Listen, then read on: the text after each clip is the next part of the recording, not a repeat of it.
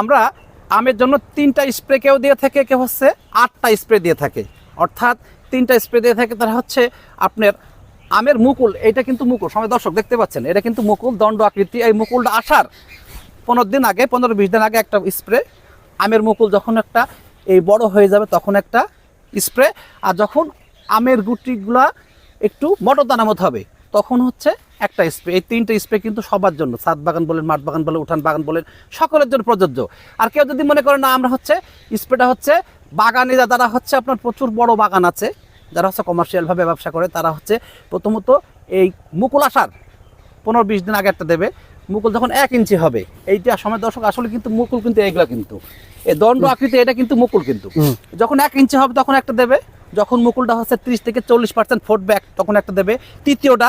আর চতুর্থটা যখন হচ্ছে আপনার আমের মুকুলগুলো মটর দানা মতো হবে, এটা চতুর্থ।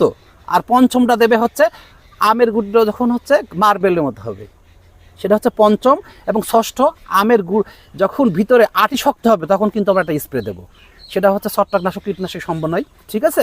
এবং লাস্টে সপ্তম হচ্ছে আমরা স্প্রে দেবো যখন আমের আকর্ষণীয় কালার বৃদ্ধির জন্য আমরা কিন্তু আসলে বিভিন্ন প্রকৃতির হরমোন, ভিটামিন, ঠিক আছে, পিজিআর, এগুলো আমরা ব্যবহার করতে পারি। এবং লাস্টে 8ম নাম্বার, যখন আমাদের কিন্তু এই পোকায় কিন্তু লাস্টে আপনার ডাস পোকা বা মাছি পোকায় খুব ক্ষতি করে থাকি, এই মুহূর্তে কিন্তু আমরা 8ম স্প্রে দিতে পারি।